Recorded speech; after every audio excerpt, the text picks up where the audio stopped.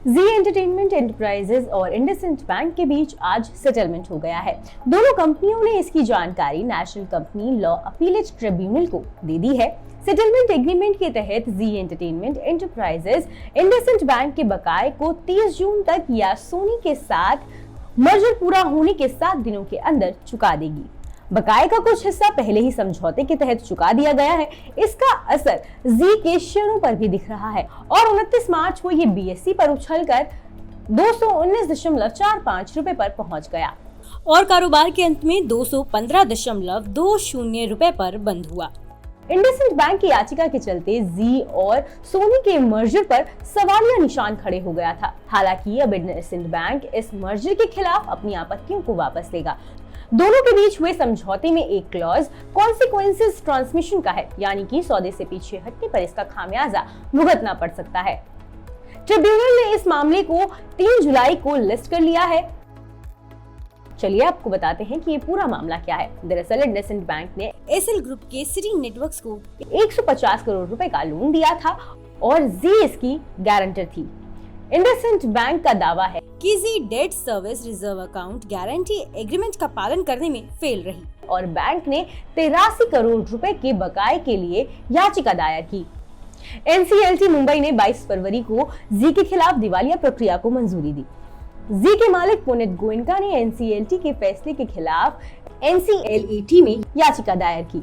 फरवरी में ही जी को राहत मिल गई। बता दें कि सितंबर 2022 में दिल्ली हाई कोर्ट ने स्पष्ट कर दिया था कि इंडसइंड बैंक बैंक्रप्सी कोर्ट में जी के खिलाफ दिवालिया प्रक्रिया शुरू कर सकता है, चाहे कोर्ट में ये मामला चल ही रहा हो। इस दिवालिया प्रक्रिया के चलते जी और सोनी के बीच मर्जर के सौदे पर संकट मंडरा रहा था, लेकिन अब स्थिति बेहतर हो गई है। बिजनेस की इनसाइड खबरों के लिए सब्सक्राइब कीजिए मनी कंट्रोल हिंदी के यूट्यूब चैनल को, साथ ही साथ बेल आइकन भी जरूर दबाएं ताकि अगली वीडियो का नोटिफिकेशन आपसे मिस ना हो।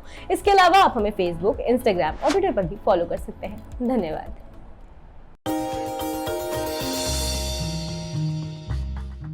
डू यू नो में आज हम बातचीत करने वाले हैं हर घर का चहेता ब्रिटानिया के बारे में। दरअसल ब्रिटानिया आपको आमतौर पे एक बिस्किट कंपनी लगती होगी, लेकिन ब्रिटानिया एक बिस्किट कंपनी ही नहीं है, बल्कि कन्फेक्शनरी कारोबार में एक काफ़ी बड़ी फूड जायंट के तौर पे आप इस कंपनी को देख सकते हैं।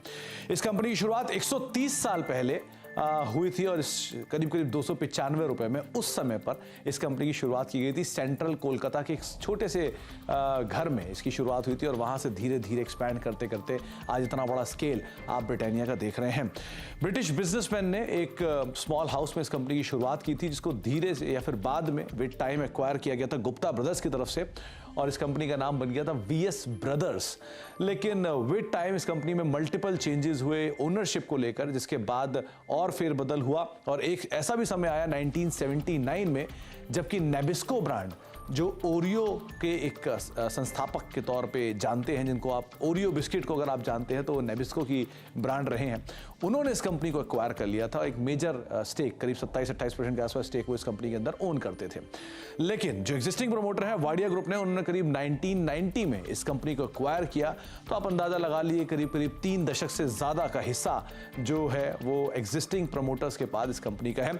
इसके अलावा एक और इंटरेस्टिंग फैक्ट ये भी है कि वर्ल्ड वॉर 2 जब हुआ था तो इस कंपनी को एक ऑफिशियल पार्टनर के तौर पर चुना गया था। जो कंपनी जो सैनिक थे उनको फूड बिस्किट्स प्रोवाइड कराती थी, जो कि उनके आगे के लिए कामकाज करते थे। तो एक बड़ा इंटरेस्टिंग फैक्ट ये भी है कि आर्मी को भी ये कंपनी सप्लाई करती थी वर्ल्ड वॉर 2 के अंदर।